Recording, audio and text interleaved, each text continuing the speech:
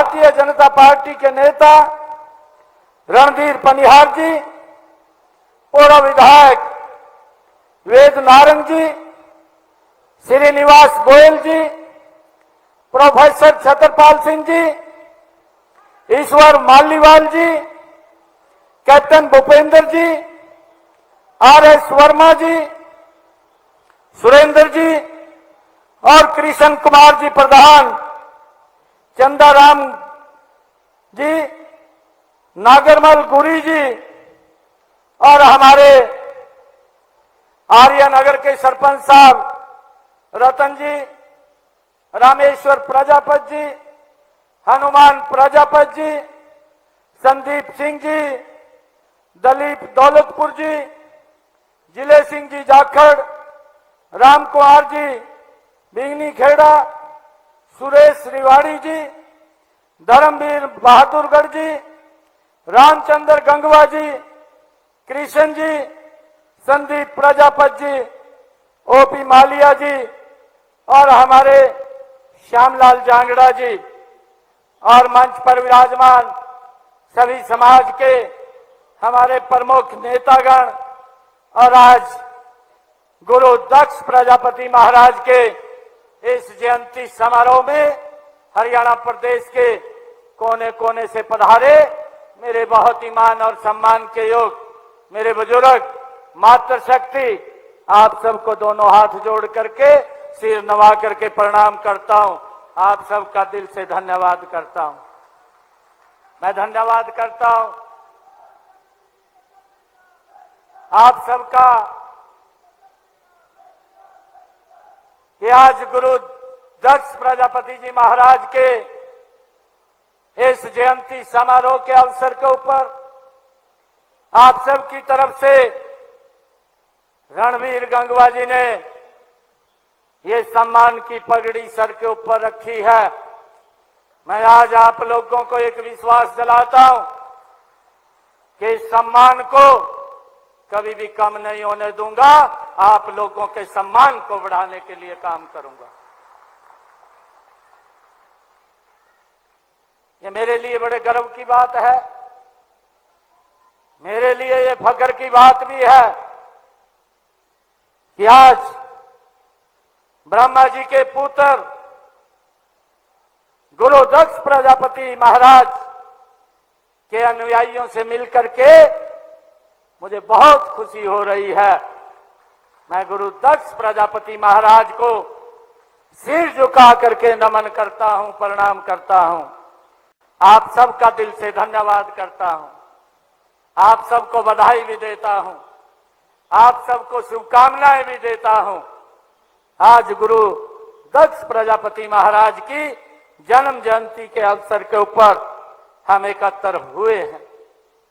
गुरु ब्रह्मा जी प्रजापति महाराज ने 5 तत्वों से पृथ्वी, जल, वायु, आकाश और अग्नि 5 तत्वों से इस सृष्टि का निर्माण किया है। ब्रह्मा जी के बेटे दक्ष प्रजापति जी महाराज ने 5 तत्वों को मिलाकर के बर्तनों की कलाकारी ये की है। ये हमारे लिए बड़ा गर्व का भाइयों दिन अवसर है। मैं ये भी आज इस अवसर के ऊपर कहना चाहूंगा कि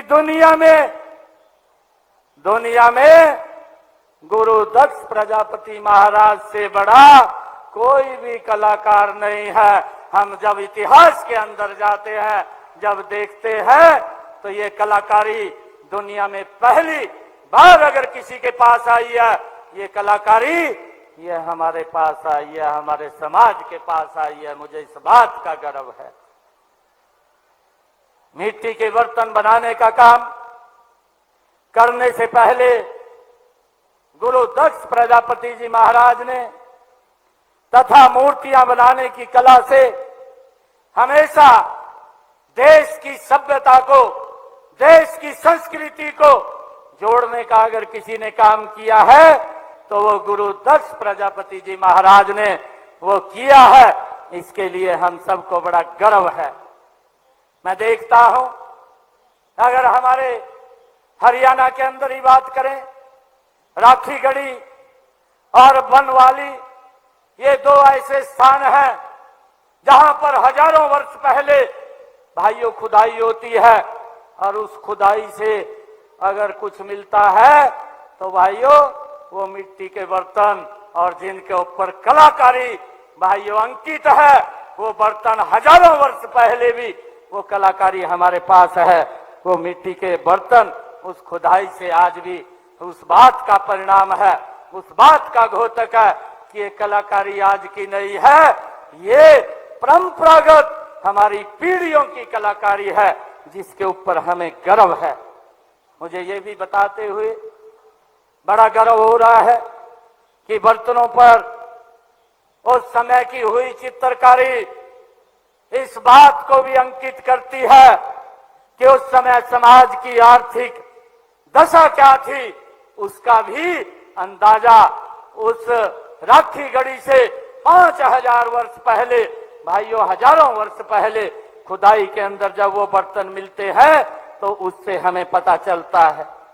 मुझे ये भी खुशी है कि चाक के आविष्कार से इसकी कला को बढ़ावा मिला है।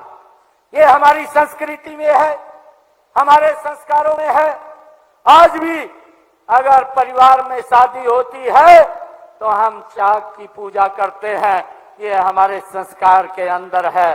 भाइयों, मिट्टी से बर्तन बनाने की अमूल्य धरोहर, इसमें प्रजापति की कलात्मक सोच, उसकी कुशलता और उसका कौशल उसके अंदर छिपा हुआ है।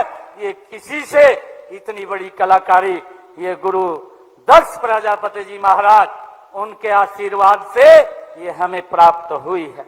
आज का भूमंडलीयकरण युग गुणवत्ता, कुशलता और कला को विशेष महत्व देता है। विज्ञान के इस युग में मिट्टी के बर्तनों की मांग आज बहुत कम हो गई है। आज जिस प्रकार से भाइयों प्लास्टिक और शीशे के बर्तन आए हैं, उसके अंदर कहीं न कहीं इस मिट्टी के बर्तनों की मांग में कमी आई है। आज परंपरागत दक्षता को व्यावसायिक कुशलता में बदलने की जरूरत है, तभी हम प्रतिस्पर्धा के इस युग में आगे बढ़ सकते हैं। मिट्टी के बर्तन व सजावटी वस्तुएं बनाने के लिए परंपरागत तरीकों के साथ नई तकनीकों का इस्तेमाल किया जाना चाहिए। मेरा आग्रह है प्रजापति समाज के कि मिट्टी के सजावट वाले बर्तन भी बनाएं, जिसकी विदेशों में बहुत मांग है और उनका निर्यात किया जा सकता है। इसके उत्थान व कल्याण के लिए अधिक योजनाएं चलाई जा रही हैं। दक्ष प्रजापति महाराज जी जो मुझे ये बताते हुए आप सबके बीच में ये बड़ा गौरव हो रहा है कि गुरु दक्ष प्रजापति महाराज जी वह हमारे पिछड़ा समाज से ही आते हैं। सरकार का प्रयास रहा है कि सभी वर्गों के लोगों को आगे बढ़े, सभी का उत्थान हो, सभी को बराबर के हक मिले।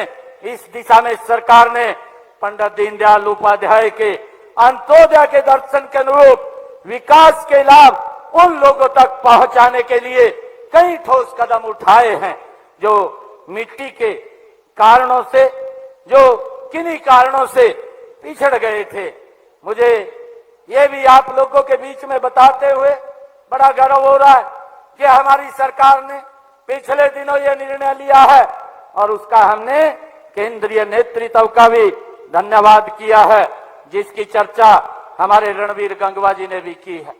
बहुत लंबे समय से क्रीमी लेयर को लेकर के भाइयों समाज के लोग, हमारे ओबीसी समाज के लोग इस मांग को कर रहे थे कि ये व्यवस्था ये 6 लाख से बढ़ा करके 8 लाख कर देनी चाहिए। आपके बेटे को जब से जिम्मेवारी मिली है, इसको 6 से करके 8 लाख करने का काम हमारी सरकार ने किया है। और भाइयों अभी मन से हमारे भाई बोल रहे थे बैकलॉग के बारे में कि आश्वासन दिया है, अरे आश्वासन नहीं दिया है। ये हक है हमारे ओबीसी समाज का, इसको पूरा करना ये मेरी सरकार का दायित्व है। हम इसको पूरा करेंगे, बैकलॉग को इसको खाली नहीं रहने देंगे। भाइयों, मुझे ये भी खुशी है आप सबको बताते हुए कि वर्ष 2022 में पंचायती राज संस्थाओं में जो 8% का प्रतिनिधित्व दिया, इसके कारण हमारे अति पिछड़ा समाज के लोगों को भाइयों राजनीति के अंदर एक कदम बढ़ाने का अवसर मिला है। जिस अवसर को लंबे समय तक वो देख रहे थे, अवसर नहीं मिलता था और किसी न किसी कारण उनके हक को दबाया जाता था, परंतु आज इस सरकार के अंदर उनके हकों को मजबूती से आगे बढ़ाने का काम ये हमारी सरकार कर रही है। मुझे ये भी खुशी है, लंबे समय से कांग्रेस के लोग इस बात की भाइयों विरोध करते थे कि ओबीसी समाज को उसके हक नहीं मिलने चाहिए। लंबे समय से चाहे काका का लेलकर की रिपोर्ट हो, चाहे मंडल कमीशन की रिपोर्ट हो, और चाहे अभी आदरणीय नरेंद्र मोदी जी 2018 के अंदर जब ये ओबीसी आयोग का बिल लेकर के आए, भाइयों कांग्रेस की मंशा वो स्पष्ट जाहिर होती थी। उन्होंने काका का लेलकर की रिपोर्ट का विरोध किया कि ओबीसी को हक नहीं मिलने चाहिए। उन्होंने मंडल कमीशन की रिपोर्ट का विरोध किया कि ओबीसी को हक नहीं मिलने चाहिए। उन्होंने भाइयों मोदी जी अगर बिल लेकर के आते हैं, कांग्रेस ने उसका भी विरोध किया कि उनको ये हक नहीं मिलने चाहिए।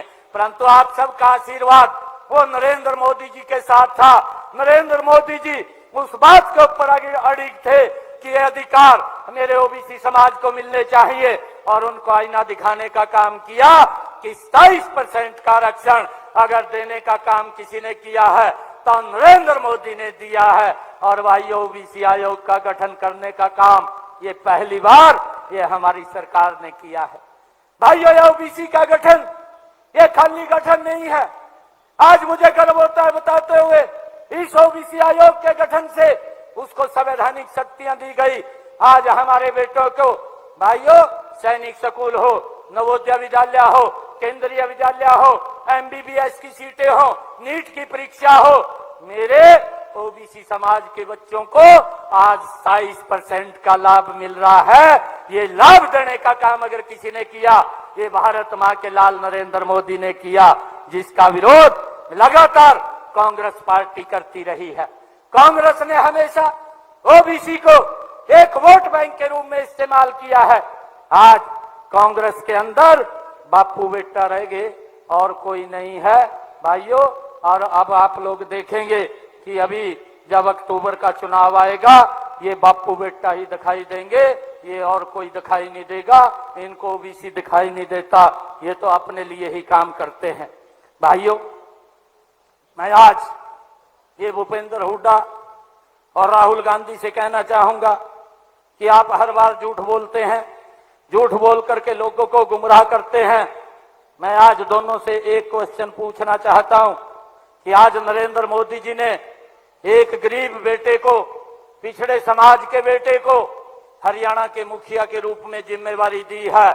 भाइयों, मैं आज इनसे ये बात पूछना चाहता हूं, इस बात का जवाब इनको देना होगा, ये कांग्रेस के लोगों को देना होगा जो लंबे समय तक भाइयों ओबीसी के अधिकारों को उनका हनन करते रहे, उनके अधिकारों को दबाते रहे। भाइयों भूपेंद्र सिंह हुड्डा, आप राहुल गांधी को भी जाकर के पूछ लें कि क्या कांग्रेस पार्टी भी ओबीसी को आगे बढ़ाने का काम करेगी। ये पूछ ले आप तो नरेंद्र मोदी जी ने एक गरीब बेटे को, ओबीसी समाज के बेटे को भाइयों आपके बीच में से उठा करके प्रदेश के मुखिया के सीट के ऊपर बैठाने का काम किया है। भाइयों, मैं आज उनको पूछना चाहता हूं कि आप इसको बताने का काम करें। आप हिसाब मांग रहे हैं, आज हरियाणा के अंदर घूम घूम करके आप हिसाब देने का काम करें। जो आपने शोषण आपने एससी समाज का किया है, आपने बीसी समाज का किया है, आप उनका हिसाब देने का काम करें। लंबे समय तक आपकी सरकार देश के अंदर और प्रदेश के अंदर रही है, आपने क्या क्या काम वो किए हैं उसके बारे में भी बताने का काम करें। भाइयों, मुझे आप लोगों को बताते हुए ये बड़ी खुशी हो रही है कि पिछड़े वर्गों को नौकरियों तथा शैक्षणिक संस्थाओं में दाखिलों का, जिसका मैंने जिक्र किया है, 27% आरक्षण देने के लिए वर्ष में एक अधिनियम हमने बनाया है। और गरीब के लिए, गरीब के बच्चों के लिए पढ़ाई का खर्च उठाना बहुत मुश्किल होता था। वार्षिक आय वाले परिवारों के बच्चों को देश की पढ़ाई के लिए 15,000 रुपए और विदेश में पढ़ने के लिए 20,000 रुपए तक देने का काम ये हमारी सरकार कर रही है। और भाइयों, अगर उनको पढ़ाई के लिए लोन की भी आवश्यकता पड़े तो उस लोन को भी मात्र 4% पिछड़े वर्ग के बच्चों को वार्षिक ब्याज पर देने का काम ये हमारी सरकार कर रही है। प्री मैट्रिक छात्रवृत्ति योजना, चाहे अन्य पिछड़े वर्ग के 9वीं 10वीं के विद्यार्थियों को 4,000 रुपए वार्षिक शैक्षणिक भत्ता हमारी सरकार के द्वारा दिया जा रहा है। भाइयों, पीएम यशस्वी योजना अन्य पिछड़े वर्गों विद्यार्थियों को 5 से लेकर के 20,000 रुपए तक शैक्षणिक भत्ता व ट्यूशन फीस भी प्रदान करने का काम ये हमारी सरकार के द्वारा किया जा रहा है। पोस्ट मैट्रिक छात्रवृत्ति योजना पिछड़े वर्गों के विद्यार्थियों को 160 रुपए से 750 रुपए तक मासिक छात्रवृत्ति देने का काम भी ये हमारी सरकार कर रही है। इसके अतिरिक्त सभी नॉन रिफंडेबल फीस का प्रतिपूर्ति भी की जाती है। अन्य पिछड़े वर्गों के लिए पोस्ट मैट्रिक छात्रवृत्ति योजना के तहत आय सीमा 1.5 लाख से बढ़ा करके 2.5 लाख रुपए करने का काम भी ये हमारी सरकार ने किया है। भाइयों, मैं आप लोगों को बताना चाहूंगा कि डॉक्टर भीमराव अंबेडकर मेधावी छात्र संशोधित योजना पिछड़ा वर्ग के विद्यार्थियों को उस शिक्षा के लिए 8,000 रुपए वार्षिक तक छात्रवृत्ति दी जाती है। 1,80,000 रुपए से कम आय वाले परिवारों के विद्यार्थियों की 12वीं तक फीस माफ की गई है। ये भी निर्णय हमारी सरकार ने किया है। और हमारी सरकार ने बच्चों को मुफ्त पुस्तकें, वर्दी व लेखन सामग्री भी दी जाती है। ऐसे परिवारों की, हमारे जो पिछड़ा वर्ग की परिवारों की बेटियों की कॉलेज और यूनिवर्सिटी की फीस भी माफ करने का निर्णय अगर किसी ने लिया है तो हमारी सरकार ने लिया है। भाइयों, मुझे इस बात की खुशी है। विभिन्न प्रतियोगिताओं और प्रवेश परीक्षाओं की तैयारियों के लिए उम्मीदवारों को मुफ्त कोचिंग दी जाती है। गरीबी का सबसे बड़ा कारण बेरोजगारी है, इसलिए गरीब परिवारों को उनके अनुकूल रोजगार देने का बीड़ा भी अगर किसी ने उठाया है तो हमारी सरकार ने उठाया है। मुझे ये खुशी है बताते हुए आज आप लोगों के बीच में कितना शोषण प्रदेश के युवाओं का भी होता था। भाइयों, समाज के लोगों का भी, ये कांग्रेस के लोग करते थे। भाइयों, इनके यहाँ तो पर्चियां लिस्टें बनती थी, तब जाकर के बच्चे को नौकरी लगती थी।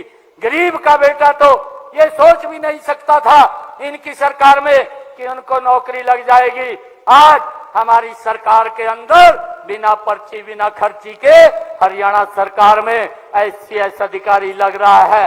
ये सिस्टम का बदलाव अगर किसी ने किया है, ये हमारी सरकार ने किया है।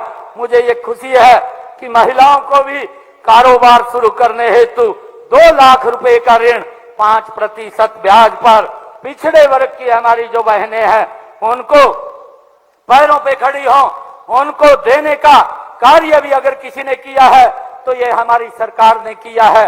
भाइयों, कंप्यूटर के माध्यम से जो हमारे डाटा एंट्री या कौशल विकास जो सीखना चाहता है, ट्रेनिंग लेना चाहता है, 1 वर्ष का प्रशिक्षण हार्ट्रॉन के माध्यम से वो देने का काम भी ये हमारी सरकार कर रही है। और प्रशिक्षण के माध्यम से 250 रुपए तक का वजीफा देने का काम भी हमारी सरकार के द्वारा किया जा रहा है। हरियाणा श्रम कर्मचारी चयन आयोग द्वारा सभी जो नौकरियां हैं उनके फॉर्म को अप्लाई करने के लिए उसमें जो फीस लगती थी उसको भी हमने, जो 500 रुपया लगता था उसको भी 50% कम किया है, 250 रुपए देना पड़ता है। और हमने जो पिछड़ा वर्ग से एक योजना बना करके मुख्यमंत्री अंत्योदय परिवार योजना, इसके माध्यम से जो पिछड़े समाज के परिवार हैं, जिनके पास भाइयों काम करने के लिए पैसे का भी अभाव रहता है, ऐसे हरियाणा प्रदेश के अंदर 50,000 लोगों को ऋण दे करके उनको पैरों पे खड़ा करने का काम ये हमारी सरकार ने किया है। पिछड़े वर्गों में आधे से ज्यादा परिवारों को इस योजना के तहत उनको लाभ मिला है। मुझे इस बात की भी खुशी है। और हमारी सरकार ने चाहे हरियाणा केश कला एवं कौशल विकास के गठन किया गया हो और उसको आगे बढ़ाने का काम किया है। हमारी सरकार ने माटी कला बोर्ड उसका भी गठन किया है और उसके माध्यम से गरीब परिवारों के उत्थान के लिए योजनाएं बना करके उन तक एक योजनाबद्ध तरीके से लाभ पहुंचाने का काम भी ये हमारी सरकार कर रही है। भाइयों, मुझे ये खुशी है आज आप लोगों के बीच में कि हमारी सरकार ने पिछले कुछ दिनों में ये बहुत ऐसे निर्णय लिए हैं जिसका लाभ हमारे पिछड़े समाज के लोगों को भी, हरियाणा प्रदेश के अन्य लोगों को भी भाइयों इन योजनाओं का लाभ मिल रहा है। मुझे ये खुशी है कि हमने पिछले दिनों एक निर्णय लिया कि जो 2 किलोवाट का कनेक्शन है उसका पूरा का पूरा सरचार्ज माफ करने का निर्णय ये हमारी सरकार ने लिया है कि उसका जितना यूनिट खर्च होगा उतना ही बिल आएगा, कोई ज्यादा बिल उसका नहीं आएगा। आदरणीय प्रधानमंत्री नरेंद्र मोदी जी ने एक संकल्प लिया था। आज हमने मुख्यमंत्री तीर्थ दर्शन योजना के तहत आज एक बस को भी यहाँ से रवाना किया है। अयोध्या के अंदर हमारे यहाँ के श्रद्धालु भगवान श्री राम के दर्शन करने के लिए यहीं से अभी गए हैं और हमारी ये सोच है कि जो ऐसे हमारे सीनियर सिटीजन हैं, बुजुर्ग हैं, वो अगर किसी तीर्थ धाम की यात्रा करना चाहते हैं तो सरकार निःशुल्क उनको भेजने का काम करती है। सारा का सारा खर्चा वो सरकार उठाती है। आज हमने एक बस को भी यहाँ से रवाना किया है और आदरणीय प्रधानमंत्री जी ने ये निर्णय लिया था, ये संकल्प लिया था कि जो हमारा गरीब परिवार है जिसकी इनकम 1,80,000 रुपए है, उसके छत के ऊपर सोलर पैनल लगाने का काम हमारी सरकार करेगी। हमने पिछले दिनों वो भी निर्णय किया और हमने ये निर्णय किया कि जो सोलर पैनल, प्रधानमंत्री सोलर पैनल जो मुफ्त बिजली योजना के तहत हमने 2 किलोवाट का सोलर पैनल लगाने का निर्णय किया है और उस निर्णय के तहत जो व्यक्ति इसके अंदर अप्लाई करेगा, हमने फर्स्ट फेज के अंदर 1 लाख परिवारों को चिन्हित करके उनके छतों के ऊपर सोलर पैनल लगाने का काम लगातार हमारी सरकार कर रही है। 60,000 रुपया, क्योंकि उसके ऊपर 1 लाख रुपए का खर्चा आता है, 60,000 रुपया नरेंद्र मोदी केंद्र की सरकार देती है और 40,000 रुपया हरियाणा की सरकार देती है। व्यक्ति को कोई खर्च नहीं आता। 1 लाख रुपए में 2 किलोवाट का सोलर पैनल उसकी छत के ऊपर लगेगा और उसका बिल 0 आएगा। भाइयों, लंबे समय से कांग्रेस के लोग इस बात की दुहाई देते रहे कि हम 24 घंटे बिजली देंगे, परंतु 24 घंटे बिजली नहीं दे पाए। और दूसरा जो व्यक्ति आया, भाइयों इनका सहयोगी था, वो इस प्रकार की भाषा बोलता था, सिस्टम को ठीक नहीं करते थे कि मैं जब आऊंगा तो इन मीटरों को उतार करके तालाब में फेंक दूंगा। इस प्रकार की भाषा बोल करके गरीब लोगों को बरगला करके उनके ऊपर भाइयों बिलों का बोझ डाल करके उनको गुमराह करने का काम करते थे। परंतु मोदी जी ने ऐसी योजना बनाई जो प्रधानमंत्री सोलर भाइयों मुफ्त बिजली योजना, जो 2 किलोवाट का लगेगा, उसके ऊपर जितनी भी बिजली भाइयों सोलर से बनेगी वो बिजली आप लोग खर्च करेंगे, आपका बिजली का बिल वो 0 आएगा और जितनी बिजली बचेगी उसको बिजली विभाग खरीदेगा और खरीद करके आपको पैसा देने का काम वो बिजली विभाग करेगा। एक इनकम का साधन भी हमारी सरकार ने खड़ा करने का काम किया है। भाइयों, मुझे ये भी खुशी है कि हमने पिछले दिनों एक और निर्णय किया, हरियाणा अंत्योदय परिवार परिवहन योजना हैप्पी योजना को लॉन्च किया। उस योजना के माध्यम से हमारी सरकार ने जो 1 लाख रुपए की आय से नीचे के जो लोग थे, ऐसे 84 लाख लोग हरियाणा प्रदेश के अंदर थे, उन परिवारों को हमने एक हैप्पी कार्ड देने का काम किया है कि उसको अगर कहीं बाजार में जाना है, कहीं दवाई लेने के लिए जाना है, कहीं रिश्तेदारी में जाना है या कहीं किसी धार्मिक स्थान पर घूमने के लिए जाना है, तो 1 साल के अंदर 1000 किलोमीटर तक वो हरियाणा रोडवेज की बस के अंदर फ्री में सर्विस करेगा, उसका कोई किराया नहीं लगेगा।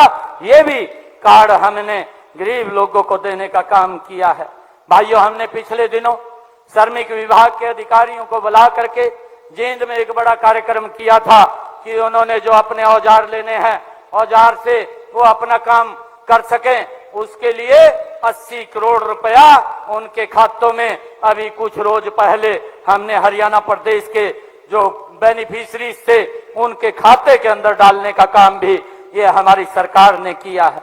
मुझे ये भी खुशी है आप लोगों के बीच में बताते हुए कि अभी पिछले दिनों हमने सरपंचों के जो उनके विकास कार्यों की लिमिट को 5 लाख से 15 लाख रुपए करने का निर्णय लिया था।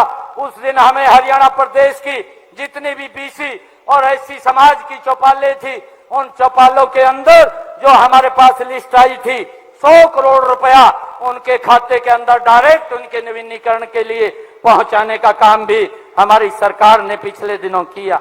और भाइयों, मुझे ये खुशी है अभी 4 रोज पहले हमने एक और निर्णय किया है हमारी सरकार ने, क्योंकि जो हमारा छोटा व्यक्ति है जो मिट्टी खेत से लेकर के आता था, रेड़े पर लेकर के आता था या बुग्गी पर लेकर के आता था, भाइयों ये विभाग के अधिकारी उनको रोक करके उनका चालान कर देते थे। परंतु आज अब हमने ये निर्णय किया है कि किसी रेड़े और बुग्गी वाले को कोई भी नहीं छेड़ेगा। आप अपने मोबाइल से ही भाइयों एक अपलोड कर लेंगे, फार्म अपलोड कर लेंगे, सिर्फ विभाग को ये जानकारी देंगे। हमने एक पोर्टल बनाया है और उस पोर्टल के माध्यम से आपने अगर अपना खेत की लेवलिंग करनी है, अपने खेत से घर में मट्टी लेकर के आनी है, अपनी मट्टी का भर्त करना है, आपको कोई पैसा देने की जरूरत नहीं है, किसी दफ्तर में जाने की जरूरत नहीं है। आप पोर्टल के ऊपर जा करके उसको सिर्फ चढ़ा देंगे और उसका सर्टिफिकेट अपने पास ले लेंगे, आपको कोई अधिकारी नहीं रोकेगा। भाइयों, निर्णय भी हमने किया है ताकि इस मिट्टी की समस्या से लोगों को कोई दिक्कत परेशानी ना आए, ये भी निर्णय हमारी सरकार ने किया है। भाइयों, पिछले दिनों आदरणीय प्रधानमंत्री जी ने भगवान विश्वकर्मा योजना लॉन्च की है कि जो हमारे देश के अंदर जो अपने हाथ के कुशल कारीगर हैं और जो जैसे मैंने अभी बताया भी है कि गुरु दक्ष प्रजापति जी महाराज ऐसे व्यक्ति थे जो पहले जिनके हाथ में कलाकारी थी और उस कलाकारी को आज नरेंद्र मोदी जी ने आगे बढ़ाने का काम किया है और उन्होंने इसके माध्यम से उनको इस क्षेत्र के अंदर जो परंपरागत काम करते हैं, जो हमारा पैतृक कार्य है, उस कार्य को आगे बढ़ाने का काम करते हैं। आदरणीय प्रधानमंत्री जी ने भगवान कौशल विश्वकर्मा योजना बना करके 13,000 करोड़ रुपया इस योजना के अंदर देने का काम किया और उनको ट्रेनिंग भी देने का हमारी सरकार ने काम किया है ताकि वो अपने क्षेत्र के अंदर और शार्पता से भाइयों और उसको नए डिजाइन के साथ काम को कर सकें, उनको निपुण करने का काम भी हमारी सरकार ट्रेनिंग दे करके इस योजना के माध्यम से कर रही है और उनको एडवांस तकनीक का एक 8,000 रुपए की किट का भी उनको देने का काम, जब वो ट्रेनिंग करके आते हैं वो भी देने का काम हमारी सरकार कर रही है। और उसके साथ साथ हमारी सरकार जब तक वो ट्रेनिंग लेते हैं उनको 500 रुपया हर रोज स्टाइफंड भी देने का काम ये हमारी सरकार कर रही है ताकि जो गरीब व्यक्ति है वो मजबूती से आगे बढ़ सके, अपने काम को आगे कर सके। ये हमारी सरकार ने भाइयों निर्णय लिए हैं। मैं आज आप सबको भगवान दक्ष प्रजापति जी महाराज की इस जयंती के इस समारोह के अवसर के ऊपर आप सबको मैं बहुत बहुत बधाई और शुभकामनाएं देता हूं। आदरणीय हमारे रणबीर गंगवा जी ने कुछ मांगे मेरे समक्ष यहाँ पर रखी हैं, मैं आज उनके बारे में यहाँ पर बताना चाहूंगा। एक डॉक्टर भीमराव अंबेडकर जी के नाम से कम्युनिटी सेंटर की उपलब्धता की बात ये हमारे रणबीर गंगवा जी ने इस क्षेत्र के अंदर कही है जो ही जमीन उपलब्ध हो जाएगी, रणवीर गंगवा जी आप ध्यान करिए, इस कम्युनिटी सेंटर को भीमराव अंबेडकर जी के नाम से बनाने का काम ये हमारी सरकार करेगी। दूसरा जो आपने कहा है कि Gangwa road Saket colony community centre के पास 1.25 एकड़ जमीन जो अर्बन हेल्थ सेंटर के लिए वहां पर बनाई जाए, इसको भी बनाने का काम ये हमारी सरकार करेगी। भाइयों यहाँ पर भी ये, क्योंकि जो अर्बन हेल्थ सेंटर है इसकी लोगों को आवश्यकता है, इसको भी बनाने का हम काम करेंगे। पीडब्ल्यूडी B&R विभाग द्वारा सप्रा अस्पताल से बाईपास राजगढ़ रोड जो काम होना है वह भी करवाया जाएगा। इस सड़क का भी नवीनीकरण करवाने का काम ये हमारी सरकार के द्वारा किया जाएगा। जिला हिसार में गांव तलवंडी रुक्का से गांव चांदना तक हरियाणा राज्य विपणन बोर्ड की लगभग 6 किलोमीटर की सड़क वो भी बनाई जाएगी, इसकी भी मैं आज घोषणा करता हूं। चौधरी वास्तव माइनरी बुर्जी संख्या 11,300 से 18,600 टेल तक रेमोडलिंग का कार्य भी उसका करवाया जाएगा, ताकि वहां पर कोई पानी की दिक्कत की समस्या ना आए, वो भी कार्य पूर्ण करवाया जाएगा। गुरु दक्ष प्रजापति जी महाराज ITI आर्यनगर के पास पीने के पानी की समस्या के लिए स्पेशल पाइपलाइन बछवाने का काम भी जो आपने अभी कहा है उसका भी स्पेशल ये व्यवस्था की जाएगी। यहाँ पर पाइपलाइन दबवा करके उस पानी की व्यवस्था को भी दुरुस्त किया जाएगा। मुझे ये खुशी है कि आपने जो एक और मांग रखी है कि कुम्हार धर्मशाला प्रेमनगर हिसार की सबसे प्राचीन धर्मशाला है, इसमें शेड के निर्माण के लिए 21 लाख रुपए दिए जाए, ये भी मैं देने की घोषणा करता हूं। 21 लाख रुपए भी वहां पर जो शेड बनेगा वो भी आपको आज यहां देने की मैं घोषणा करता हूं। मुझे ये भी बताते हुए कि आपने जो एक और मांग रखी है कि हरियाणा मिट्टी कला बोर्ड के लिए वित्तीय वर्ष 2024-25 में 2 करोड़ रुपए का प्रावधान है। इसके अतिरिक्त अगर और बजट की आवश्यकता होगी तो ये प्रावधान हम इसको आगे बढ़ाने का भी करते हैं। जितनी भी बोर्ड के द्वारा मांग आएगी उस हिसाब से देख करके इस बजट को भी और बढ़ाने का काम ये हम करेंगे। आर्यनगर में ई-लाइब्रेरी का निर्माण भी किया जाएगा जो आपने इस क्षेत्र की मांग के लिए रखा है। जिला फतेहाबाद में जो कुमार धर्मशाला बनाने के लिए 2019 की पॉलिसी के तहत 50% कलेक्टर रेट के ऊपर आधा एकड़ भूमि भी उपलब्ध कराने के मैं आज यहां से घोषणा करता हूं, वो भी देने का काम हम करेंगे। संस्थाओं में सोलर सिस्टम लगाने के लिए सब्सिडी ग्रांट देने के लिए पॉलिसी सरकार के द्वारा बनाई जा रही है। आपने जो मांग की है कि गुरु दक्ष प्रजापति महाराज जी की ITI आर्यनगर हिसार में उस पॉलिसी के तहत जो सोलर पैनल यहां पर लगेगा उसके अंदर हम बड़ी सब्सिडी दे करके इसमें सोलर पैनल लगवाने का भी काम हमारी सरकार करेगी। भाइयों, आपने 2 गांवों को आर्यनगर और कैमरी को महाग्राम के अंदर जोड़ने की बात कही है, परंतु ये नॉर्म के अंदर अभी इसमें कुछ कमी है, क्योंकि 10,000 की आबादी के ऊपर हम इसको नॉर्म में जोड़ते हैं। ये जल्दी ही 10,000 की आबादी ये पूर्ण कर लेगा, क्योंकि मैं देख रहा हूं कि आर्यनगर की आबादी 9,455 है और कैमरी की आबादी 9,890 है। जो ही ये संख्या पूरी होती है तो इसको भी हम महाग्राम के अंदर जल्दी शामिल कर लेंगे। और आज मैं कहता भी हूं क्योंकि जल्दी ही ये अपने नॉर्म पूरे कर लेगा और नॉर्म पूरे करते ही इसको महाग्राम के अंदर शामिल कर लेंगे और यहाँ पर विकास कार्यों को कराने का काम ये हमारी सरकार करेगी। एक आपने जो गांव गंगवा से कैमरी रोड के बीच railway crossing, railway under bridge बनाने की बात कही है, इसकी भी विजिबिलिटी चेक करा करके यहाँ पर चाहे अंडरपास की बात है या ओवर ब्रिज की बात है उसको भी बनाने का काम ये हमारी सरकार करेगी। भाइयों, आज मैं आप सबको भगवान दक्ष प्रजापति जी महाराज की जयंती की बहुत बहुत बधाई और शुभकामनाएं। आईटी को बोल दिया क्या पैसे बोल रहे? रणवीर गंगवा जी कह रहे हैं कि आईटीआई को भी कुछ पैसे दे दें, इसको भी मैं 21 लाख रुपए देता हूं।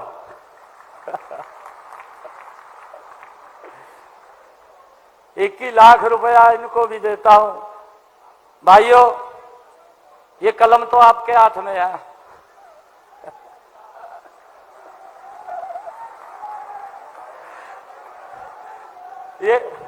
ये कलम आपकी है, जैसे चलानी वैसे चलेगी। आपकी कलम है ये। और आपको मैं फिर कह रहा हूं, अरे आपका बेटा भाइयों, कोई चिंता की जरूरत नहीं है। पहले तो शोषण होता रहा, अब शोषण नहीं होने देंगे। ये मैं आज आप लोगों के बीच में आकर के कह रहा हूं। जो लोग गरीबों का शोषण करते रहे हैं, जो लोग गरीब का वोट लेकर के उनको हाशिए पे खड़ा करने का जिन लोगों ने काम किया है, मैं आज उन लोगों को आज गुरु दक्ष प्रजापति महाराज की जयंती के इस मंच के ऊपर से कहना चाहता हूं कि अब ये हम शोषण नहीं होने देंगे। अपने गरीब भाइयों मजबूती से आगे बढ़ाने का काम करेंगे। मुझे ये बात खुशी हुई है, मैं कल आदरणीय प्रधानमंत्री जी को मिला। प्रधानमंत्री जी को जब मैं मिलने के लिए गया, 45 मिनट भाइयों मेरे से बात करते रहे प्रधानमंत्री जी। 45 मिनट एक एक बात के बारे में पूछा कि मैं यहां से जो योजनाएं पहुंचा रहा हूं, क्या वो धरातल के ऊपर पहुंच रही है?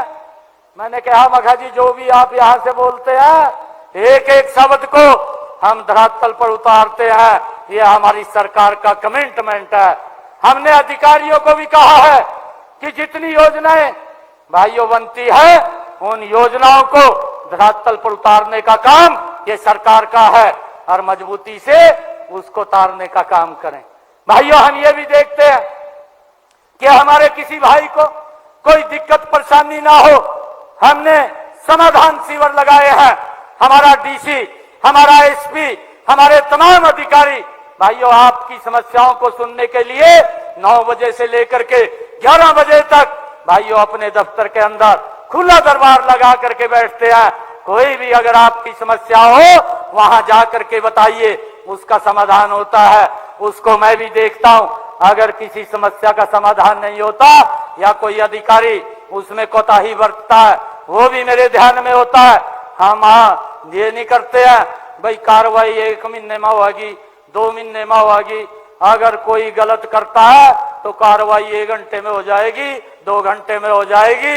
ये हमारा स्पष्ट भाइयों एकदम क्लियर हमारा रास्ता है।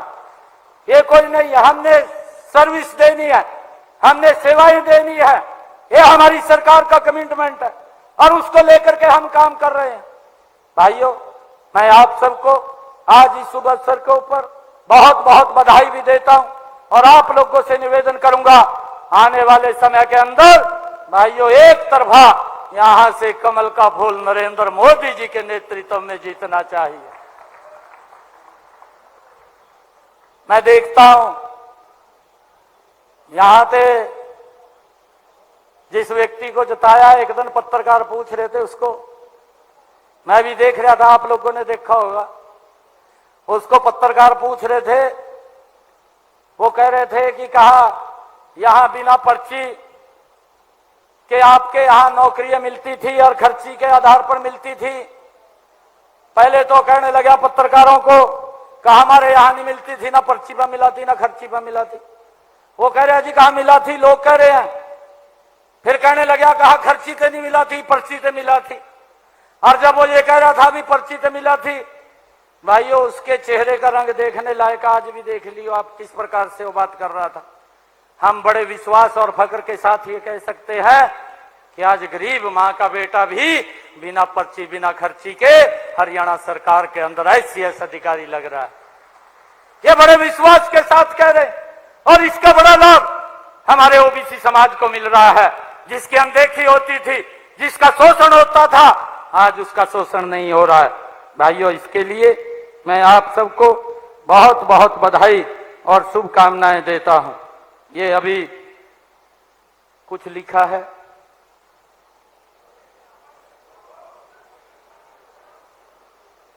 कैमरी आर्य नगर के लिए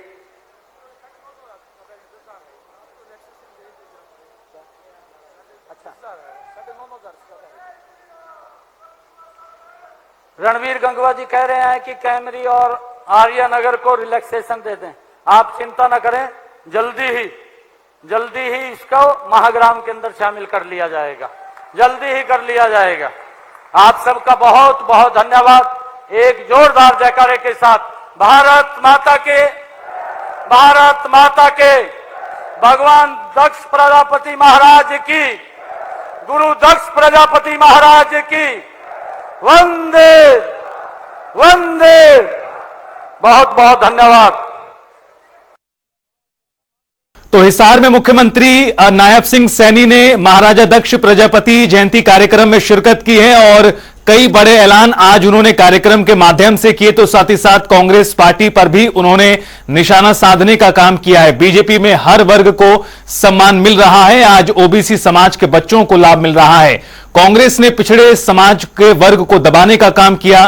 कांग्रेस का काम सिर्फ विरोध करना है, ये कहते हुए भी मुख्यमंत्री नायब सैनी कटाक्ष करते नजर आए कांग्रेस पार्टी के ऊपर। आपको बता दें कि महाराजा दक्ष प्रजापति जयंती कार्यक्रम राज्य स्तरीय समारोह का आयोजित किया गया, जहां सीएम शामिल हुए और इस दौरान तमाम बड़े नेता भी कार्यक्रम में मौजूद रहे हैं। और इस दौरान मुख्यमंत्री ने कार्यक्रम को संबोधित करते हुए क्या कुछ कहा, वो हम आपको बता रहे हैं।